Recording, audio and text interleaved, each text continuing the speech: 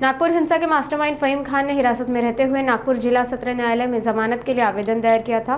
इस मामले पर अगली सुनवाई अब 1 तारीख को होगी। फहीम खान ने अपनी जमानत याचिका में कहा कि वे एक शांतिप्रिय नागरिक है और मजदूरी कर अपने परिवार का भरण पोषण करता है। इस मामले में सरकारी वकील नितिन तेलगोटे का बयान सामने आया है।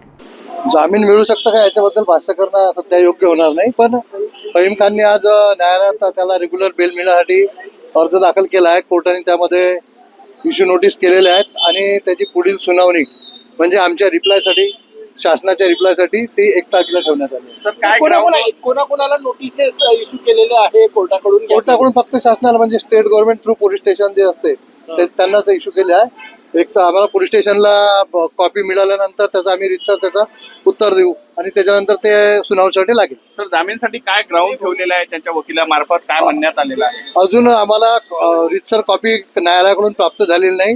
ती प्राप्त झाल्यानंतर त्यांनी कुठल्या ग्राउंडवर बेल अर्ज केला आहे याच्याबद्दल माहिती देता येईल। तर अशा प्रकरणामध्ये पहिल्यांदा पीसीआर होणे अपेक्षित असते, पीसीआर झालेला नाही, थेट एमसीआर आहे आणि पहिलेच तुम्ही अट ठेवलेली होती की 40 दिवसात त्याचा पीसीआर घेऊ शकतो आम्ही केव्हा, त्यामुळे जामीन मिळणे खूप कठीण आहे। जामीन मिळणे हा एमसीआरचा जरी एमसीआर नंतरचा जरी भाग असला तरी नवीन जो बीएनएस कायदा आला आहे त्याच्यामध्ये पहिले जसे 15 दिवसात आपण पीसीआर घेऊ शकत होतो, आता नवीन कायद्याप्रमाणे आपण 40 दिवसात कोणत्याही 15 दिवस आपण त्याचा पीसीआर घेऊ शकतो।